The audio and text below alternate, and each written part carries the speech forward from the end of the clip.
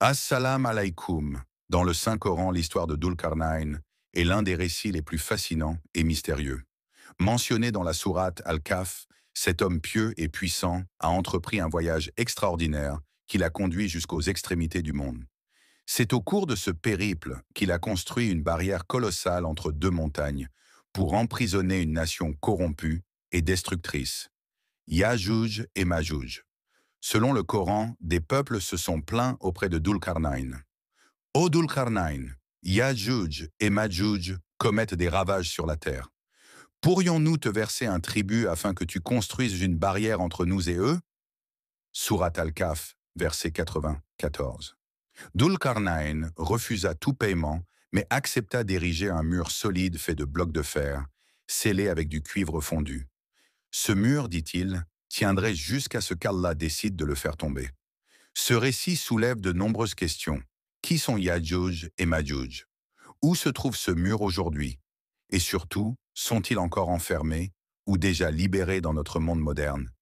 Ya'juj et Ma'juj, aussi appelés Gog et Magog dans la tradition biblique, sont décrits comme des peuples destructeurs, semant le chaos partout où ils passent. Dans les hadiths authentiques du prophète Mohammed, paix et bénédiction sur lui, il est mentionné que l'apparition de Ya'juj et Ma'juj fera partie des grands signes de la fin des temps. Leur libération précédera des événements cataclysmiques annonciateurs du jugement dernier. Depuis des siècles, les érudits musulmans, les historiens et même les explorateurs ont tenté de localiser ce fameux mur. Certains l'ont cherché dans le Caucase, entre la mer Noire et la mer Caspienne. D'autres pensent qu'il se trouve en Asie centrale, peut-être en Chine ou dans les régions montagneuses de l'Himalaya. Des vestiges de murailles anciennes, comme la muraille de Derban ou le mur de Gorgane, ont souvent été liés à l'histoire de Dul-Qarnayn, mais aucune preuve décisive n'a jamais été trouvée. Dul-Qarnayn, dont l'identité exacte reste débattue, est parfois identifié à Alexandre le Grand, bien que cette opinion soit aujourd'hui très contestée. D'autres pensent qu'il s'agissait d'un roi juste d'origine perse ou arabe, guidé par Allah pour accomplir cette mission exceptionnelle. Quoi qu'il en soit, son œuvre, le mur de fer, reste un mystère enveloppé de légendes, de récits spirituels et de spéculations historiques. Le Coran nous indique qu'un jour, ce mur sera détruit, jusqu'à ce que soit ouverte la barrière de Ya'juj et Ma'juj et qu'ils se précipitent de toutes les hauteurs. Sourate Al-Anbiya, verset 96. Ce verset a nourri l'idée que leur libération sera soudaine, massive et incontrôlable. Le monde entier ressentira leur présence, car ils envahiront les nations comme une vague submerge tout sur son passage. Mais alors, cette barrière est-elle toujours debout, aujourd'hui? Ou bien a-t-elle déjà été affaiblie, ou même détruite, sans que nous en ayons conscience? Certains érudits estiment que Ya'juj et Ma'juj ont déjà été libérés, mais que leur influence se manifeste de manière indirecte, à travers les conflits mondiaux, les injustices, les guerres, les corruptions ou la décadence morale.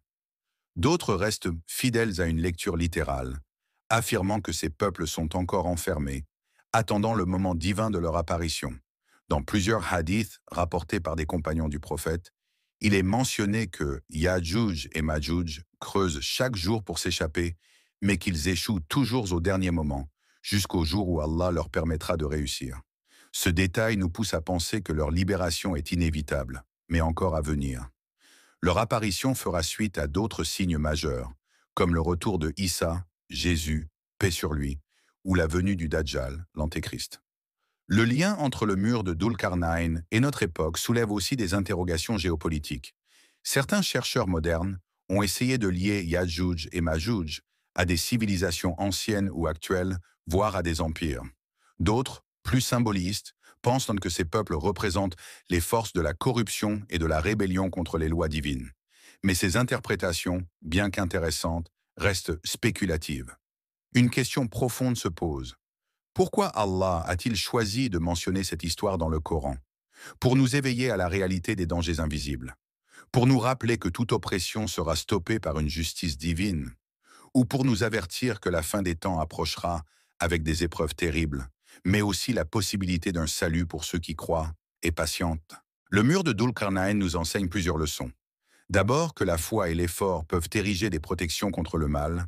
Ensuite, que tout ce qui est construit par l'homme est soumis à la volonté d'Allah. Et enfin, que certaines vérités sont voilées, non pour nous troubler, mais pour nous inciter à la réflexion et à la préparation spirituelle. Il est aussi important de comprendre que le Coran ne nous demande pas de satisfaire une simple curiosité historique. Ce n'est pas tant où se trouve le mur qui importe, mais pourquoi il a été construit, contre qui et dans quel but. Yajouj et Majouj ne sont pas seulement des ennemis de civilisations passées, ils représentent aussi les ennemis du bien, de la paix, de la foi. Leur puissance destructrice est à la fois physique et morale. Aujourd'hui, face à l'augmentation des troubles dans le monde, certains se demandent si nous ne vivons pas déjà l'époque précédant leur apparition. Les tensions mondiales, les désordres climatiques, les divisions humaines et l'affaiblissement de la foi dans de nombreuses sociétés sont-ils des signes avant-coureurs?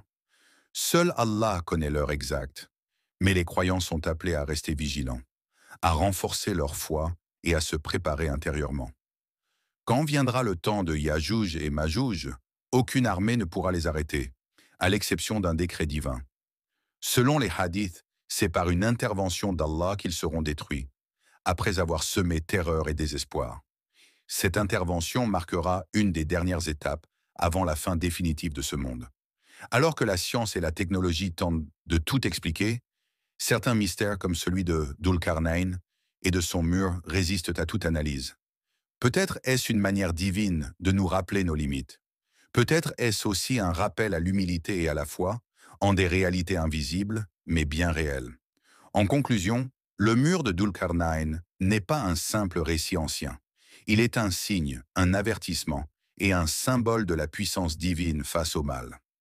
Où sont Yajouj et Majouj aujourd'hui? Allah seul le sait.